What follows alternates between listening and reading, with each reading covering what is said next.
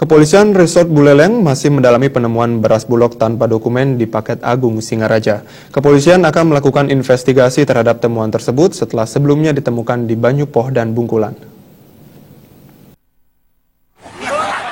Kurang lebih 6 ton beras bulog masih tersimpan di rumah Gede Sumartawan di Kelurahan Paket Agung Singaraja. Beras tersebut diketahui tanpa dokumen dan data lainnya. Gede Sumartawan mengaku, kiriman beras bulog tersebut datang hari Minggu lalu akan dipergunakan untuk ulang tahun Partai Golkar di mana ada kegiatan pasar murah. Gede Sumartawan menambahkan hal ini jangan dikaitkan dengan kegiatan verifikasi faktual calon perseorangan.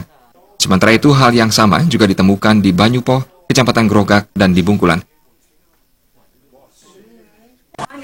Boleh tanya warga saya di sini, saya belum pernah membagikan beras di sini.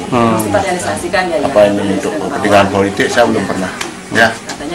Tapi dari waktu bawa sini itu ada dokumen lengkapnya, beli kayak surat jalan? Nggak ada ya? Mungkin tanya ada di DPD Golkar langsung. Mungkin di sana dokumennya sekian tahun berapa gitu. Gitu aja dia. Coba konfirmasi aja ke DPD Golkar. Jangan nggak tahu masalah. Gitu. Katanya sih untuk orang dari Golkar nanti pasar murah gitu ya.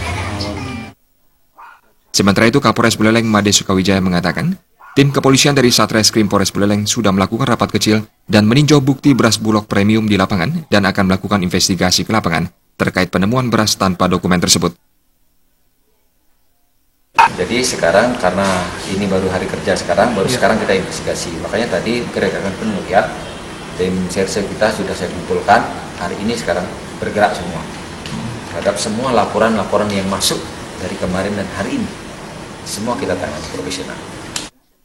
Sukawijaya menambahkan akan dibuatkan status quo untuk beras yang di Paket Agung atau tidak dapat dikeluarkan dahulu sampai dilengkapi dokumen lengkapnya.